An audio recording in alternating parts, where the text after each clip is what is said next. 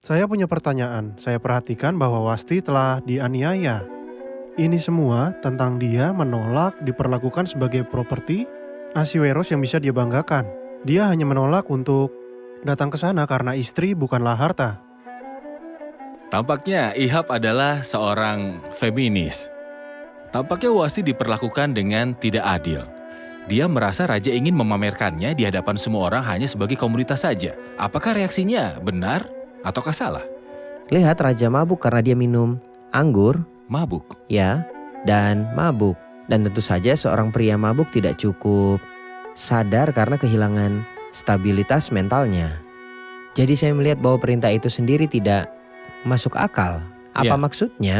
Seorang pria baik pangeran, pejabat, dan bangsawan untuk melihat kecantikan istrinya. Mungkin dia ingin menyombongkan dirinya di hadapan orang. Dan saya pikir begitu. Menurut saya Ratu Wasti menolak perintahnya merupakan keputusan yang tepat karena itu merupakan perintah yang tidak logis.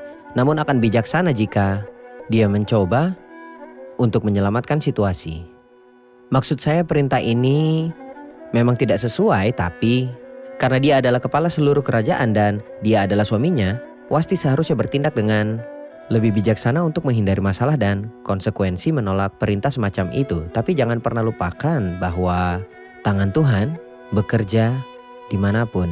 Jadi apa tindakan seharusnya yang paling tepat untuk dilakukannya? Mungkin dia mengikuti perintah raja namun dengan batasan tertentu dan pada saat yang sama dia masih akan menyelamatkan kecantikannya. Ini adalah sudut pandang pribadi saya, tapi tetap saja di semua tingkatan apapun ini tidak pernah merupakan perintah yang logis atau masuk akal. Sedangkan untuk sisi praktisnya kita tidak boleh lupa bahwa kita harus menunjukkan keindahan moral kita sebagai gereja dan individu. Keindahan Kristus dalam kita harus diperlihatkan pada seluruh dunia dan semua orang.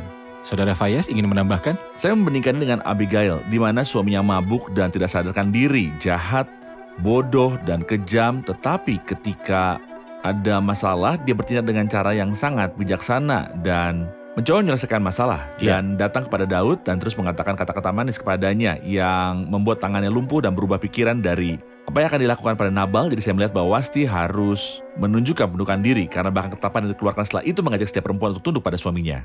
Dia harus tunduk dan menetapkan beberapa batasan bagaimana dia akan tampil di pesta itu.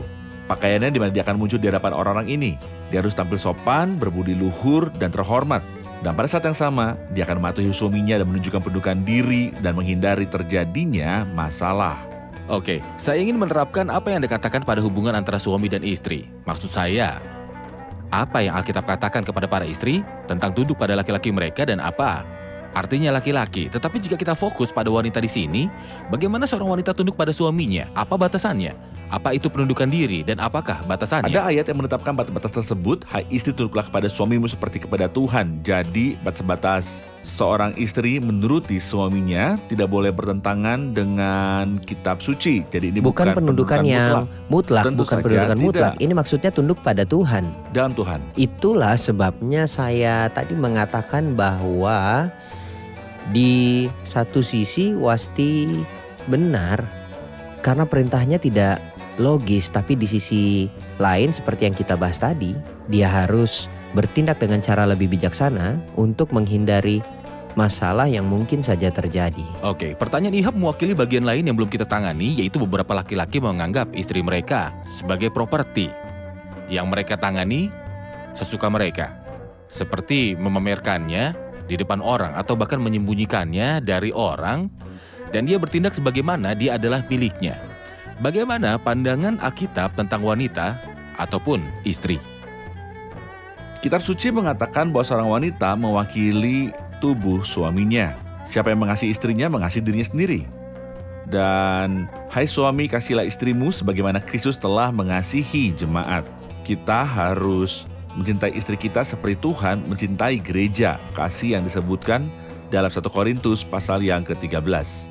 Saya memiliki pertanyaan hipotesis yang muncul di benak saya. Apakah Ahasiweros akan memukul Wasti sang ratu karena sang istri tidak patuh padanya? Apakah ada ajaran dalam Alkitab yang membenarkan seorang pria memukul istrinya akibat tidak menaatinya atau tidak tunduk padanya? Tidak ada ajaran seperti itu. Namun firman Tuhan mengatakan, suami, kasihilah istrimu. sama seperti kasih Kristus kepada jemaat. Juga Rasul Petrus berkata, "Hai suami-suami, hiduplah bijaksana dengan istrimu. Hormati mereka sebagai teman pewaris kasih karunia. Siapa mengasihi istrinya mengasihi dirinya sendiri.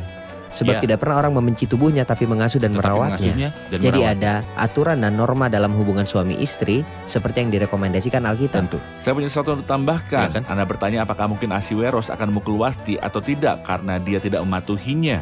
Saya pikir ya itu mungkin karena berbagai alasan. Pertama, dia bukan orang beriman dan mabuk. Dia tidak tahu apa-apa tentang kitab suci yang di dalamnya ada hukum surgawi ilahi tentang bagaimana seorang pria yang saleh mengasihi Tuhan dan mentaati firman-Nya harus memperlakukan istrinya.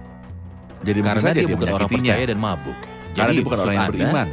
setiap pria yang tidak memiliki hubungan dengan Yesus Kristus, hidupnya belum berubah, bisa saja ia memukuli Dia mungkin istrinya. melakukan apa saja. Dan ini seperti perilaku orang gila yang melukai tubuhnya, Benar. orang yang kerasukan setan di Gerasa.